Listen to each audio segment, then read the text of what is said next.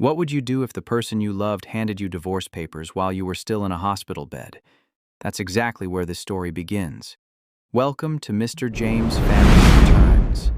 My name is James, and today we're telling the story of Elena, a woman who was betrayed, abandoned, and left with nothing. And what she did next changed everything. This is The Billionaire's Regret. Let's get into it. People always assume that when a marriage ends, there's a big moment, a door slamming, voices raised, some kind of final thing that marks the before and after. But that's not how it went for her. The end came quietly, in a hospital room that smelled like antiseptic and cold air, with machines beeping somewhere down the hall and her body still aching from everything it had just been through. That's where he handed her the papers. Not at a lawyer's office. Not after a long conversation. Right there, while she was still in the bed. She didn't scream. She didn't throw anything. She just looked at him for a long moment, the way you look at someone when you're trying to memorize their face without them knowing. Then she took the pen he offered, and she signed. She had loved him. That part was never in question. But love doesn't always protect you from people, and it certainly doesn't protect you from the ones closest to the person you love. Before any of that, though, before the hospital, before the papers, before everything fell apart, there was a version of her life that felt real and steady and good. She had met Liam Sterling at a school fundraiser 3 years earlier. She wasn't supposed to be there. A colleague had asked her to cover the evening shift at the booth, and she'd said yes because she never really said no back then. He was there because his company had donated to the arts program. He wasn't the kind of man who usually showed up to these things personally, but he had. And later, he told her it was because his assistant had double-booked him, and the fundraiser was the easier commitment to keep. That's how they met. Not romantic, not cinematic. Just two people in the same room at the right time, and something in the air between them that neither of them could quite explain. She was a kindergarten teacher. She had a small apartment in Brooklyn, a cat named Fig, and a habit of keeping her feelings close to her chest until she was sure they were safe. He was 32, already running one of the most profitable real estate development firms in Manhattan, and somehow not what she expected when she heard the name Sterling. He was quieter than she thought he'd be, more careful with his words. He listened when she talked, and she noticed that because a lot of people didn't. They dated for 8 months before he proposed. She said yes, but not right away. She asked for a few days. He waited without pushing, and that meant more to her than the ring did. The first year of marriage was good. Not perfect. Nothing is. But good in the ways that matter. They had disagreements about small things. She felt out of place at some of his business dinners, surrounded by people who wore their money like armor. He worked too late sometimes and forgot to call. She had her own quiet moments where she pulled back without explaining why. Real things. Normal things. But underneath all of it, there was something solid between them. Then Beatrice arrived. His older sister had been living in London for years. Elena had only met her twice before, once at the wedding, once at a family dinner, and both times she had been polite enough. Charming, even. The kind of woman who always knows exactly what to say, and who smiles at you in a way that makes you feel like you're being measured. When Liam suggested Beatrice stay with them while her London flat was being renovated, Elena didn't object. He was close to his sister, or at least he believed he was. And Elena had never been the kind of person to make someone feel unwelcome. That wasn't who she was, but the renovation kept getting delayed. 1 month became 2. 2 became 4. And somewhere inside those months, Elena started noticing things she couldn't quite name.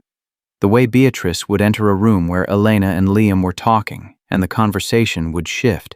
The way she'd make small comments, never mean, always wrapped in something that sounded like concern, that planted just enough doubt. Elena looked tired at dinner last night. Is everything okay with you two? I worry about her sometimes. She seems overwhelmed. Is this life what she really wanted? Elena wasn't the type to complain without evidence, so she kept quiet. She watched. She told herself she was being too sensitive. She was not being too sensitive.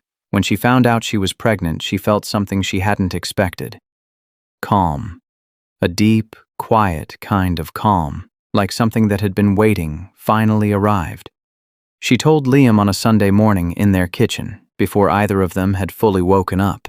He cried. She had never seen him cry before. He held her face in both his hands and didn't say anything for a long time. She thought, in that moment, that whatever had been slowly fraying between them was about to be sewn back together. She didn't know that upstairs, Beatrice was already thinking. Elena had a habit she'd kept since college, a glass of almond milk every morning with a little honey. She bought it fresh, kept it in the refrigerator, and drank it before she left for work. It was a small thing. Routine. The kind of detail no one pays attention to unless they're looking for it. She started feeling off around her 10th week. Not just the normal kind of tired, but something heavier. Something that settled in her bones. She mentioned it to her doctor, who told her to rest more and come back in 2 weeks. She rested. It didn't help. By week 12, she was in the hospital. The details of what happened in that room are not the kind of thing she talked about. Not then, not later. Some grief is too private to narrate. What she will say, what she has said once to one person, is that she knew the moment something was wrong. She knew before the doctors said anything. The body has its own kind of knowing, and hers was telling her something she wasn't ready to hear. She lost the baby. That's what the doctors told Liam. And then, in the same conversation, the doctor told him something else. That Elena had a condition. That she would not be able to conceive again. She wasn't in the room when they said it. She found out later, from the way Liam looked at her when he walked back in. She'd seen that look before. Not on him, but on other people. It was the look of someone who had just been told a story and decided to believe it before checking if it was true. Beatrice was in the hallway when he came out of that meeting with the doctor. Elena didn't see that part either, but she felt its weight in every word Liam didn't say for the next 4 hours. In the silence that sat between them like a wall. In the way he stopped touching her hand. When he came in with the papers, she was propped up against 2 pillows, still in the hospital gown, still hollow from everything her body had just been through. He stood near the door, not by her side. He said something about it being better this way. About how they wanted different things. About how he was sorry. She didn't ask him what he meant. She already knew that the words coming out of his mouth weren't fully his. She signed. She handed the pen back. He left. And that was it. She stayed in the hospital for 3 more days. Her colleague from school came to sit with her on the second afternoon, and they didn't talk much. Just sat there with the television on low, the way you do when words feel like too much effort. On the 3rd day, a social worker came to check on her. Elena told her she was fine, that she had family she was going to stay with. It wasn't exactly true, but she needed to say something that would let her leave. She went back to Brooklyn for 2 weeks. She fed Fig. She answered the messages she had to answer and let the rest sit unread. She didn't cry as much as people might expect. There's a kind of pain that goes past tears. She was living inside that kind. She gave her notice at the school at the end of the month, packed what mattered into 3 bags and a cardboard box, arranged for someone to take care of Fig, and then she drove north. She didn't tell anyone where she was going, not because she was hiding, but because she needed to go somewhere that didn't already know her name. Vermont in late fall is the kind of quiet that either heals you or hollows you out. For her, it did a little of both in the order she needed. She found a small rental through a listing board at a general store in a town called Millhaven, a 1-bedroom above a ceramic studio with a drafty window that she covered with a folded quilt and a radiator that clanged every night around 2 in the morning. It cost her less than 1/3 of what her Brooklyn place had. She got a part-time position at a local community center helping with their after-school reading program. It didn't pay much. It was enough. She didn't think about Liam every day. That surprised her. Some days she didn't think about him at all. Other days something small, A certain kind of light in the afternoon, or a song on the radio she hadn't heard in years, would bring him back in a rush, and she'd have to sit with it for a while before it passed.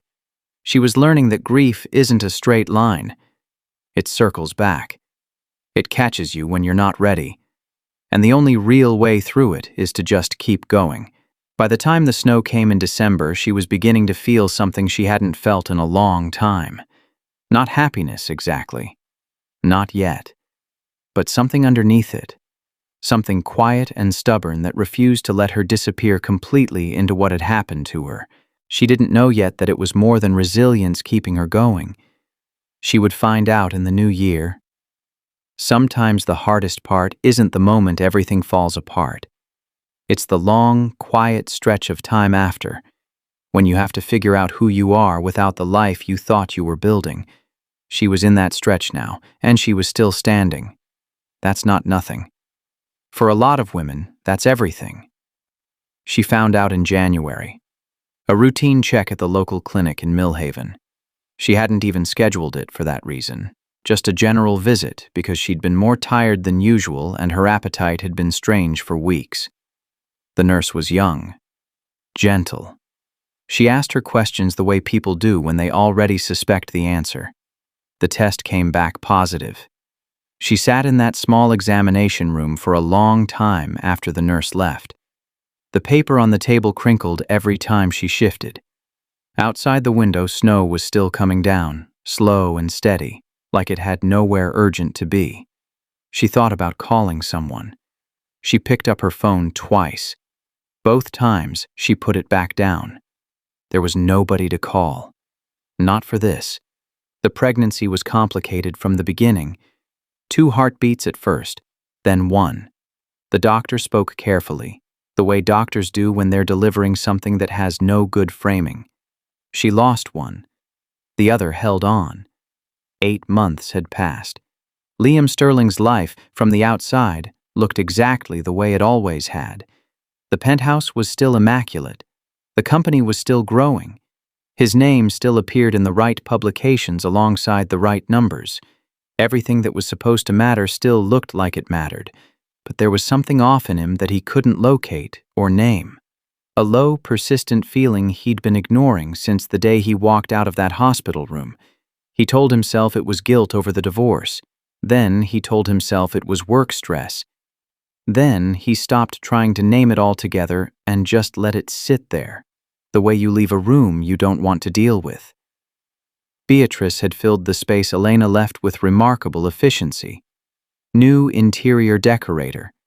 New dinner guests. A woman named Camille, composed, well-connected, Beatrice approved, who had begun appearing at his side at events with the kind of natural ease that felt slightly rehearsed. He didn't dislike Camille. He also didn't feel anything particular when she was in the room. He told himself that was fine. That calm was better than chaos, that he'd had enough of the other kind. He was sitting at his desk on a Tuesday afternoon in early March when his phone rang. He almost didn't answer. The number was unfamiliar, a Vermont area code. He let it ring twice, then picked up. "Mr. Sterling?" The voice was professional. Measured. "This is Dr. Anand calling from Millhaven Community Clinic in Vermont. I'm reaching out because you're listed as next of kin for Elena Vance Sterling in our records. She hasn't updated her paperwork since we're divorced," he said. Automatic, flat, a pause on the other end. "I understand. I apologize for the intrusion. I just want to confirm, is there another contact we should reach out to for her? She was brought in this morning. There were some complications and she's stable now, but we weren't able to reach any family and she has a newborn in our care and we needed..." He stopped hearing the rest of the sentence clearly. He asked the doctor to repeat himself. He didn't tell Beatrice where he was going. He told his assistant to clear his afternoon. He booked the first available flight to Burlington and sat in the back of the car to the airport, staring at nothing in particular, his phone face down on his knee. A newborn. He kept turning the word over, trying to make it fit into the timeline, trying to make it make sense against everything he had been told in that hospital. The doctor's careful explanation, the permanent condition, the words that had landed in him like something final and decided. He thought about Elena's face when he walked back into her room that day, how she hadn't argued, hadn't explained, had just taken the pen and signed. He had read that as guilt, as confirmation. He understood now, somewhere on that flight north, that he had read it completely wrong. She hadn't been guilty. She had been exhausted and heartbroken and completely alone in that room. And he had handed her papers instead of his hand. He looked out the window at the clouds below and didn't let himself off the hook for that. Not yet. Not easily. The clinic was smaller than he expected. A modest building on the edge of town with a hand-painted sign and a parking lot that needed repaving. The receptionist recognized his name from the call and walked him back without much conversation. The room was quiet. Elena was sitting up in the bed, and she looked different. Not broken, not the way he had half expected, half feared. She looked tired in the way that comes from real effort, not defeat. Her hair was loose. She wasn't wearing anything that cost money. She looked more like herself, he realized, than she ever had in the penthouse. She looked up when he walked in. She didn't look surprised. She looked like a woman who had already decided how she was going to handle this moment, long before it arrived. In the bassinet beside her, wrapped in a pale yellow blanket, was a baby girl, small, quiet. Her eyes were closed, but her face was his. There was no question. Something in the shape of her brow, the set of her mouth. His. He stood near the doorway.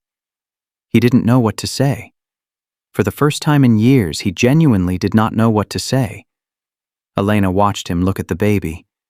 She didn't speak either, not right away. She just let him stand there with it. Let the weight of it settle on him fully before she said a single word.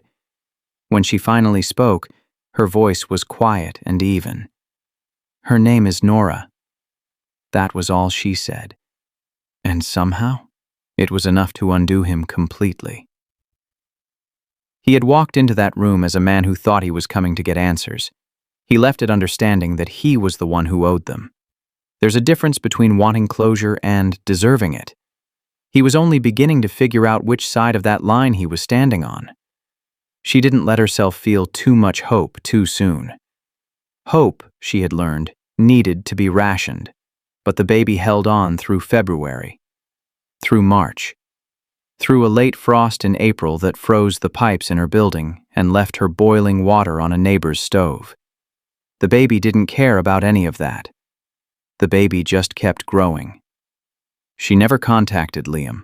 People would ask her later, the few who knew, why she didn't. She never had a clean answer, only that she remembered the way he looked at her in that hospital room, the distance in it. And she decided, quietly, that her child deserved a father who showed up because he wanted to, not because he'd been summoned. So she said nothing. And she kept going. She didn't make that choice out of bitterness. She made it out of something quieter than that, a kind of protection, for herself, for the baby. Sometimes the most loving thing you can do is not reach out to someone who already let go. He drove back to New York that same night. Not because he wanted to leave. He would have stayed in that small clinic town indefinitely if Elena had given him any signal that his presence was welcome. But she hadn't. She had answered his questions carefully, kept her voice level, and when visiting hours ended, she had looked at him with an expression that wasn't cold exactly, but wasn't open either. It was the look of a woman who had already done the hard work of surviving him and wasn't about to undo that progress for the sake of his feelings. He respected that. Or at least, he was trying to learn how to. On the flight back, he sat in the dark cabin with a drink he didn't finish and thought about the baby's face. Nora. The name suited her already, though he couldn't explain why. There was something settled about her, even at just a few days old, something that looked like it had already decided to be here, to take up space, to stay. He thought about Elena drinking that almond milk every morning, the way she'd kept that habit so quietly, so consistently.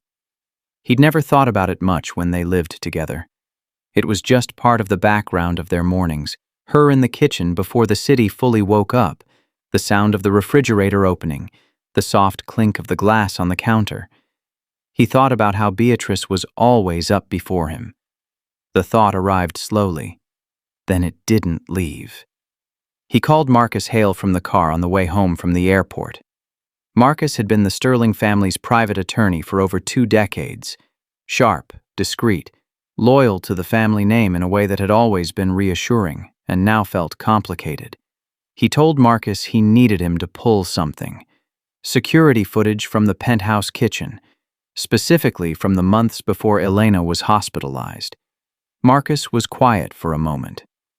That footage would have been archived. It's been almost a year. I know, pull it anyway. Another pause. Liam, what are you looking for? I don't know yet, he said, but I think I'll recognize it when I see it. It took Marcus 4 days. Liam didn't tell Beatrice what he was doing. He went to the office. He attended the meetings he was supposed to attend. He had dinner with Camille on Thursday evening and sat across from her at a restaurant he'd been to 100 times and felt like he was watching the whole thing from a slight distance, like a man observing his own life through glass. Camille was perfectly pleasant. She talked about a gallery opening she'd been to. She asked about his week. He answered in the right places. When she reached across the table and put her hand over his, he didn't pull away. But he didn't feel anything either. And that seemed like important information. On Friday morning, Marcus called. I found something, he said. His voice had a careful quality to it that Liam recognized. It was the tone Marcus used when he was about to say something he wished he didn't have to say. You need to come in. The footage was grainy in the way that security cameras always are. That flat, slightly greenish light that makes everything look like it's happening in a different world. But it was clear enough. The timestamp read 6:42 a.m. Elena's usual departure time was 7:15. The kitchen was empty except for one person, Beatrice. She moved through the kitchen with a kind of practiced ease, opened the refrigerator, located the almond milk, Elena's on the second shelf, the one with the small paper label she used to mark it, took it out, set it on the counter, reached into the pocket of her robe and removed a small glass vial. She didn't hesitate, didn't look around, just added what was in the vial to the milk, replaced the cap, returned the bottle to the shelf, and closed the refrigerator. Then she poured herself a cup of coffee and stood by the window, looking out at the city like she had all the time in the world. The whole thing took less than 90 seconds. Liam watched it twice. Then he sat back in his chair and didn't say anything for a long time. Marcus was quiet too, which was its own kind of answer. Finally, Liam said, How long have you known about the doctor? Marcus set down his pen. I had suspicions about 8 months ago, but I didn't have proof, and you were in a difficult place. I didn't feel it was my position to... Marcus. There was a payment, Marcus said, from Beatrice's personal account to a Dr. Philip Rowe. 2 days before, he gave you that report about Elena's condition. Liam didn't raise his voice. He didn't slam anything on the desk or storm out of the room. He just sat there, very still, while everything he thought he knew rearranged itself into the shape it had actually always been. He had handed his wife divorce papers in a hospital bed, while she was grieving, while she was, as it turned out, still carrying his child, because his sister had poisoned her, bribed a doctor, and whispered the right things in his ear at exactly the right moment, and he had believed it. He had believed all of it without asking a single question. He drove to the Sterling estate that evening. Beatrice was in the sitting room with a glass of wine and a book open on her lap.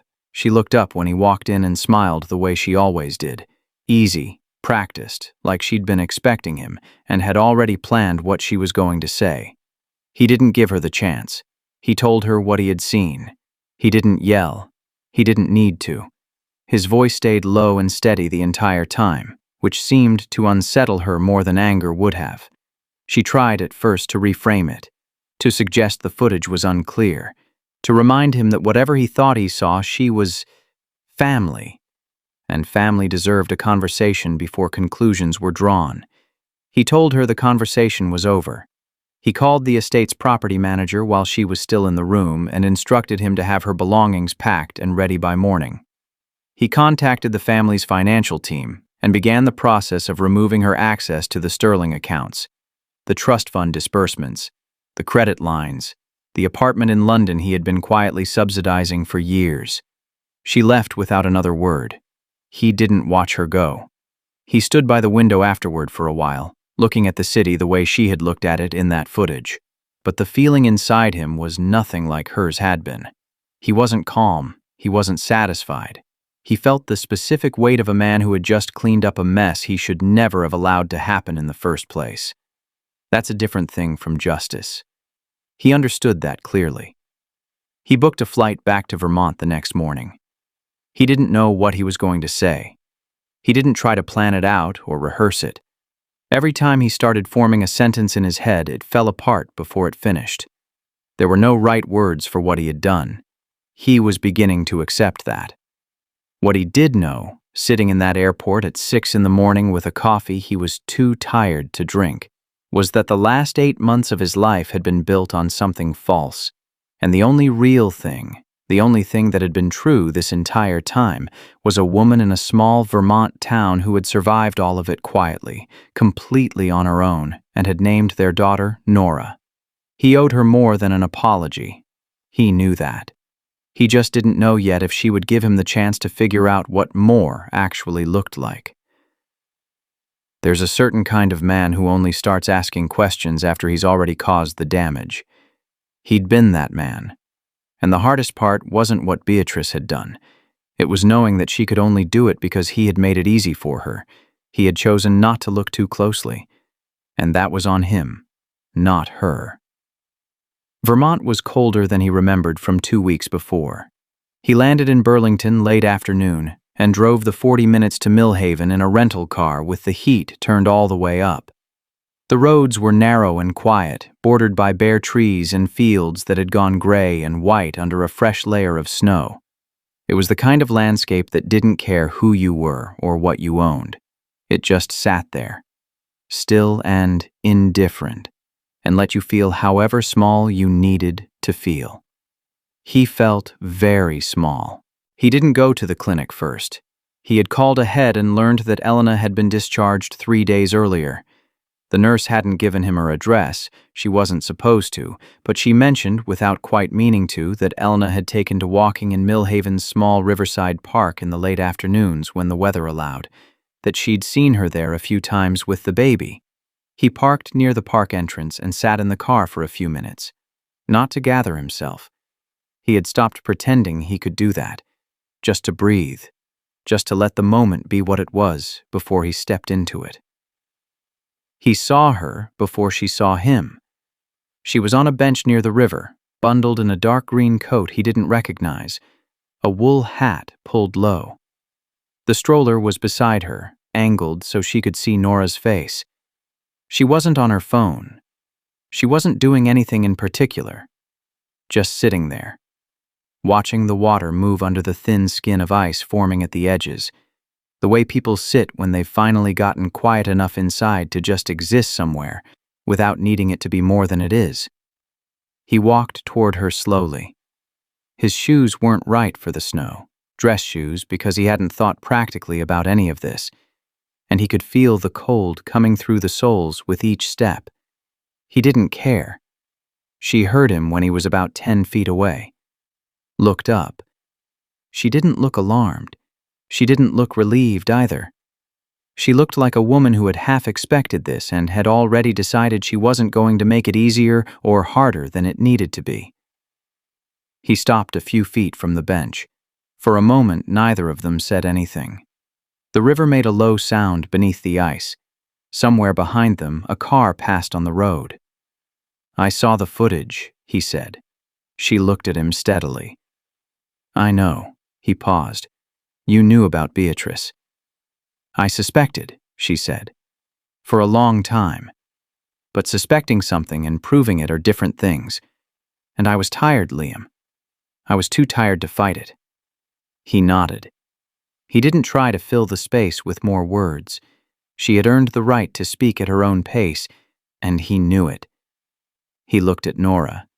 She was awake, her dark eyes unfocused in the way of very new babies, her small fist curled near her cheek. He felt something move through him that he didn't have a name for. Not joy exactly. Something older and heavier and more complicated than joy. She looks like you, Elena said quietly. Around the eyes. He crouched down beside the stroller, not touching. He didn't reach out without permission. Just looking. Just letting himself see her properly for the first time. Nora, he said softly. Just the name. Nothing else. He stayed crouched there for a moment, then stood and turned back to Elena. She was watching him with an expression he couldn't fully read. Not hard. Not soft. Something in between. The face of a woman who was still deciding. He moved to the far end of the bench. Can I sit? She didn't say no. He told her everything. The footage. Marcus. The payment to the doctor. Beatrice and what he had done after. He didn't frame any of it to make himself look better. He just laid it out, plainly, the way it was. When he finished, he didn't wait for her reaction. He kept going. I handed you those papers, he said, while you were still in that bed. While you were still, I didn't ask you one question, Elena. Not one. I just believed what I was told because it was easier than sitting with something I didn't understand. He paused. I don't know how to explain that in a way that makes it okay. Because it wasn't okay. She was quiet for a while after that. She looked out at the river. No, she said finally. It wasn't. He nodded. He hadn't expected her to soften it for him, and she didn't. Then he did something he hadn't planned. He hadn't planned any of this, really. He stepped off the bench and onto the snow in front of her, and he went down on both knees. Not dramatically, there was no grand gesture in it. Just a man. In the wrong shoes for winter, kneeling in the snow in front of a woman he had failed because he didn't know what else his body could do in that moment. I'm not asking you to come back, he said. I'm not asking you to forgive me today or trust me, or pretend any of this is fixable right now. I know it isn't. I just need you to know that I see what I did. I see it clearly. And I'm sorry in a way I don't have the right words for yet. Elena looked at him for a long time. There were no tears on her face. Her expression was calm and tired and honest. She looked like a woman who had already cried every tear that belonged to this situation, long before he showed up to witness any of it. When she finally spoke, her voice was quiet and even and completely certain, and completely. I forgave you for leaving me, Liam, but I can't forgive you for not believing in me when I was at my weakest. She paused. I don't need your billions to raise our daughter. I've built a life here. On my own. He didn't argue. He didn't try to negotiate or explain or soften what she had said with anything. He just listened to it. Let it be exactly what it was. He got up slowly from the snow. His knees were cold. He brushed off his trousers without looking away from her. I know, he said. I'm not here to take that from you. She looked at him, searching his face for something. Whatever she found there. She didn't say. She turned back to the river. He stood there a moment longer. Then he said, I'd like to be here. For Nora. However that looks. Whatever you decide that means. I'll follow your lead. She didn't answer right away. She reached into the stroller and gently adjusted the blanket around Nora's feet. Then, without looking up, she said, Come back tomorrow. We'll talk. It wasn't forgiveness. It wasn't a door swinging open.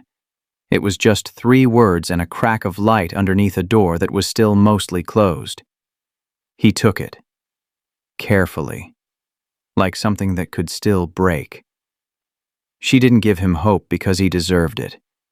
She gave him a chance because Nora did. There's a difference. And somewhere inside her, she knew that difference mattered. Not just for her daughter, but for herself. She wasn't doing this for him. She was doing it with her eyes open, on her own terms. That was new. That was hers. He came back the next day. And the day after that. He didn't stay long either time. An hour, maybe a little more. He sat across from her at the small table in her kitchen above the ceramic studio, drinking the coffee she made without asking how he took it, because she already knew. He hadn't thought about that she still knew small things about him, even after everything. It unsettled him in a quiet way he didn't mention. They talked about Nora mostly, her feeding schedule, the sounds she made in the early morning, the way she startled at sudden noise but settled quickly after. Elena spoke about her the way she spoke about everything, carefully, with precision, without performance. Like the most important things didn't need decoration. He listened more than he talked. That was new for him. He was learning that it was the right approach, at least for now. By the end of that first week, he had extended his hotel stay in Burlington indefinitely. He told his assistant to handle what could be handled remotely and flag only what couldn't. He didn't announce it to anyone. He didn't post about it or brief his PR team or frame it as a personal reinvention. He just stayed. Camille called on a Wednesday. He answered and told her honestly that he wasn't in a position to continue seeing her, that it wasn't fair to her, and that he was sorry for not saying it sooner. She was quiet for a moment and then said she'd suspected as much. She didn't sound devastated. She sounded like a woman who had already done the math and was slightly relieved someone had finally said it out loud.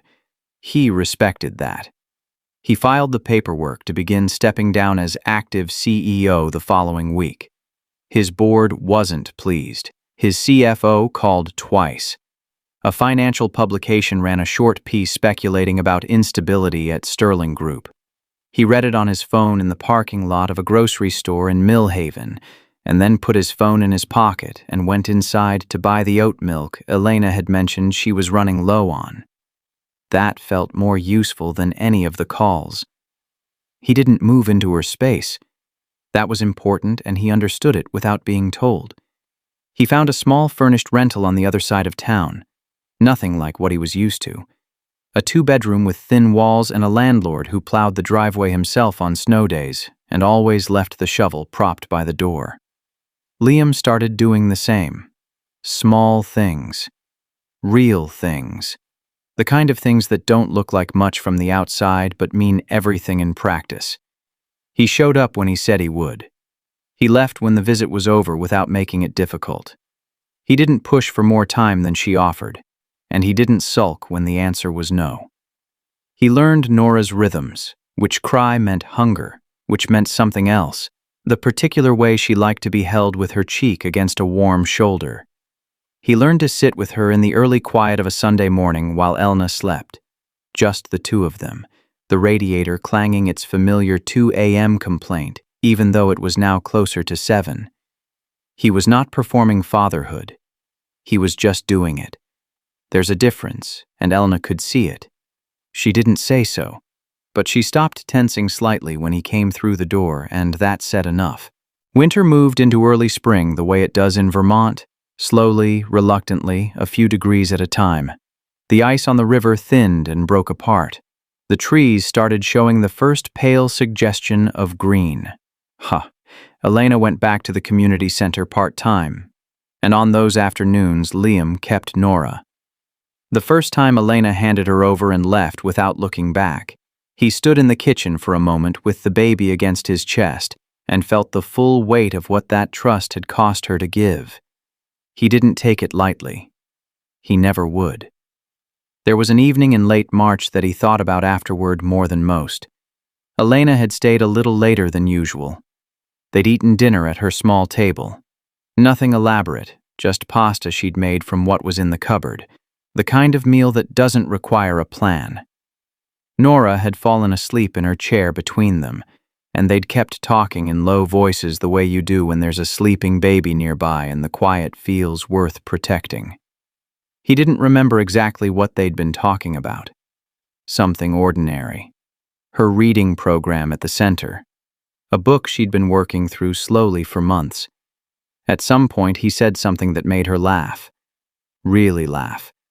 Not politely, the way she used to laugh when they first met, before everything got complicated. He hadn't heard that sound in over a year. He didn't comment on it. He just let it happen and felt something shift in the room. Not dramatically, just slightly. The way a window lets in air when you open it only a little. She noticed him noticing. She looked at him for a moment, then looked away. She started clearing the plates. He didn't read too much into it. He was learning not to do that. But he held on to it quietly. The way you hold on to something small that might matter later.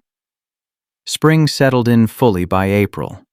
Nora was 4 months old and had developed opinions about light, about being put down before she was ready, about the specific song Elena hummed while changing her that she clearly preferred over all others. She was becoming a person. Slowly, visibly, day by day. He was there to see it. That still felt like more than he had earned, and he tried to remember that on the days when patience was harder to hold on to. Elena hadn't made him any promises. She hadn't said they were moving toward something, or that the door was open, or that time would fix what had been broken. She hadn't said any of that. And he hadn't asked her to. What she had done was let him in, incrementally, in the way she decided, and on the schedule she set. That was its own kind of answer. Not a full one, but a real one. He understood now that this was how it would go. Not a single moment of reconciliation. Not a speech or a grand gesture that reset everything cleanly. Just days, accumulated. Choices made consistently over time. Trust rebuilt in the only way trust can actually be rebuilt. Slowly, quietly, through showing up when it would have been easier not to. He was prepared for that. For the first time in a long time, he was prepared to let something take as long as it needed to take. One afternoon in late April, Elena was sitting on the front steps of her building with Nora in her lap, letting the baby feel the sun on her face for the first time. He pulled up and parked and walked over, and she moved slightly on the step, just slightly, to make room for him to sit beside her. He sat down. Nora blinked at the light, startled and fascinated all at once. Elena laughed softly. He smiled.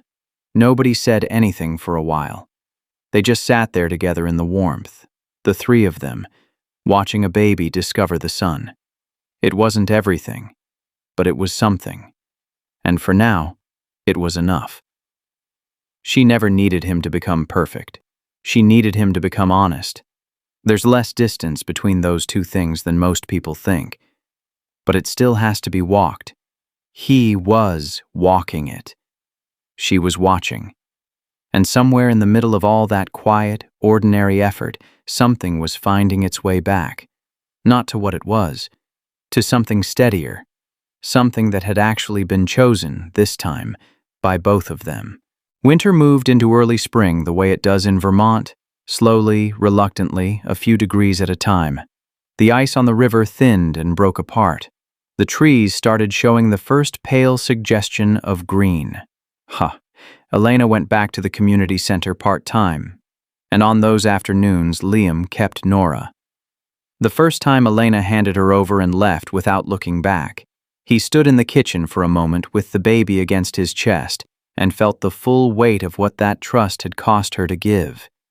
He didn't take it lightly. He never would. There was an evening in late March that he thought about afterward more than most. Elena had stayed a little later than usual. They'd eaten dinner at her small table. Nothing elaborate, just pasta she'd made from what was in the cupboard, the kind of meal that doesn't require a plan. Nora had fallen asleep in her chair between them, and they'd kept talking in low voices the way you do when there's a sleeping baby nearby and the quiet feels worth protecting. He didn't remember exactly what they'd been talking about. Something ordinary. Her reading program at the center. a book she'd been working through slowly for months. At some point, he said something that made her laugh. Really laugh. Not politely, the way she used to laugh when they first met, before everything got complicated. He hadn't heard that sound in over a year. He didn't comment on it. He just let it happen and felt something shift in the room. Not dramatically, just slightly. The way a window lets in air when you open it only a little. She noticed him noticing. She looked at him for a moment, then looked away. She started clearing the plates. He didn't read too much into it. He was learning not to do that. But he held on to it quietly. The way you hold on to something small that might matter later. Spring settled in fully by April. Nora was 4 months old and had developed opinions about light, about being put down before she was ready, about the specific song Elena hummed while changing her that she clearly preferred over all others. She was becoming a person. Slowly, visibly, day by day. He was there to see it. That still felt like more than he had earned, and he tried to remember that on the days when patience was harder to hold on to. Elena hadn't made him any promises. She hadn't said they were moving toward something, or that the door was open, or that time would fix what had been broken. She hadn't said any of that. And he hadn't asked her to. What she had done was let him in, incrementally, in the way she decided, and on the schedule she set. That was its own kind of answer. Not a full one, but a real one. He understood now that this was how it would go.